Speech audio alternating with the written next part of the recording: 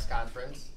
On April 3rd, 2023, a new law went into effect that makes it unlawful for Ohio decision makers to discriminate against parents with a disability in custody decisions, and this follows the lead of 17 other states. This law is essential in assuring that the rights of parents with disabilities are equal to those without disabilities. Disability does not determine the fitness to parent, and we believe that the children deserve to be with their parents. Today we are here to recognize the significance of this new law and what it means to Ohioans with disabilities. We are joined by two of these individuals today, and advocates that are leading the way as parents to celebrate this victory. So with that, I am going to welcome Dr. Kara Ayers. We are honored to have her here as I was getting myself tongue-tied. Thank you. All right. Thank you.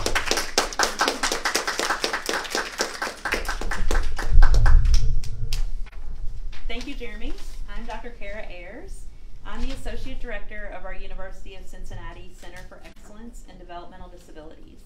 And today I'm grateful to be joined by my family, my husband Adam, our oldest son Eli, our middle daughter Hannah, and our youngest Riley.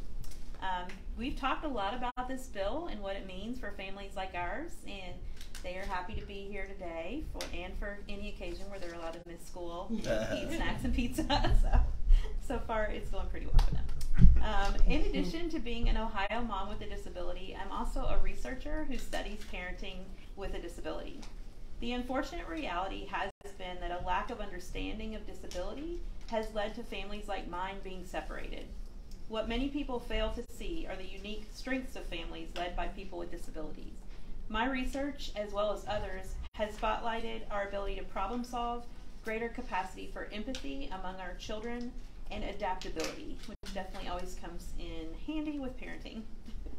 I'm proud of our state for taking this important step, one that I hope keeps families together. No one deserves to lose what they cherish most simply for who they are. Thanks to all who have helped in the passage of this law, Senators Nikki Antonio and Bob Hackett, Representatives Cross and Lang, our impressive coalition of organizations, many represented here today, and that I'm not only thankful to have a chance to work with, but also thankful to call friends. Also, I'm thankful to Governor DeWine for his historic signing of this bill, and I look forward to continued collaboration so that we can all ensure that this bill's impact is felt by all Ohioans. Thank you. I'm going to pass it now to Richard.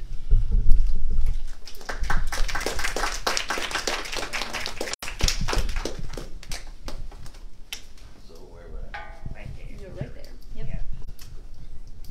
Good morning. I will assume that it's still morning since I didn't hear my phone go off. It has been a long road. I first want to let you know that the National Federation of the Blind is an organization of advocates. 51% of our organization must be blind. Our president and our vice president must be blind. And the majority of our organization, if I didn't say it, must be blind. That is very significant to us because we want to make sure that we always keep the emphasis on the mission to promote blindness. And we believe in the full capacity of blind people because we are blind people. And this particular bill is started from one of our model bills that we have as a national organization. And our parental right bill speaks to the ability for parents who are blind to be able to take care of their children and have the same rights and responsibilities as any other parent. We don't want situations that has arisen in Ohio and across the other states where social workers or anyone would be able to question a person simply based on the fact that they have a disability, in a particular case is a blind person. As we were going through promoting this legislation, many questions came up, good questions about how would a parent that can't see their child be able to administer medicine and many other things.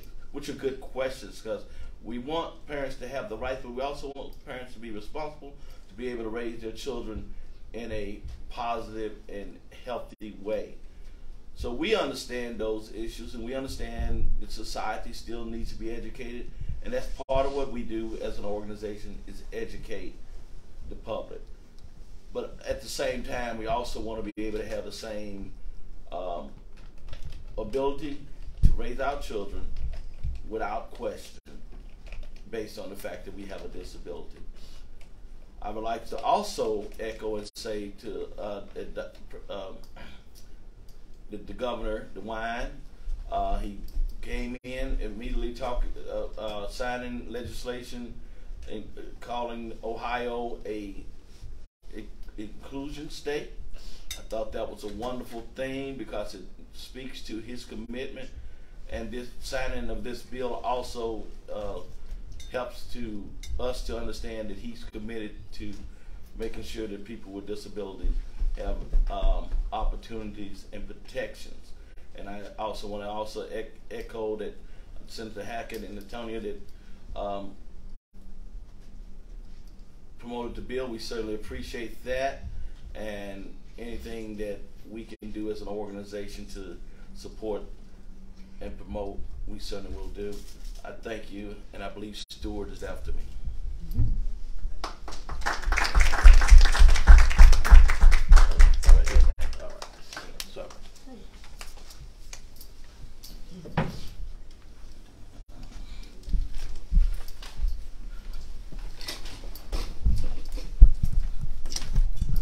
I'll figure my rest, don't worry.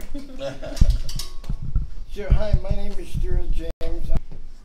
Those two guys running around are my kids, Sophia and Claire. They're twins, and they're 5.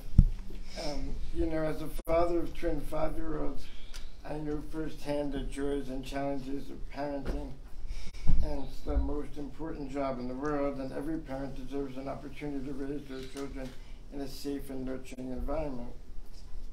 I've been very fortunate. I've been able to travel all over the world, and I've done things like produce concerts for big rock bands and a lot of big sporting events, but quite frankly, being the dad to those two is the greatest job I've ever had. And it never occurred to me at some point that my disability would prevent me from being a parent. I did learn about it actually long before I came to Ohio, because Killer was kind enough to warn me. But so I appreciate the fact that you guys have worked so hard on getting this piece of legislation passed. I'm the one that gets to stand up here and do the speaking, but really the credit goes to Katie Thomas and Brittany Maddox and their team for putting in years worth of work to get this done. Also, you know, we were happy to partner with the Cincinnati Center for Excellence and Developmental Disabilities and the National Federation of the Blind Ohio, and of course the Ohio State Independent Living Council and Disability Rights Ohio working together to get this important protection passed. I think special thanks goes to Senator Nikki Antonio and Senator Bob Hackett, as well as Representatives Cross and Representatives Lang in making this happen. I'd also like to thank Governor DeWine for signing it into law.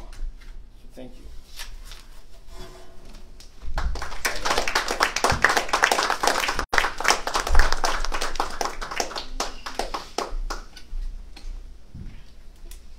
So thank you all again for coming out and being with us today. If there are any questions that anyone here has, or if anyone has any questions that are on Zoom with us, we will take those now.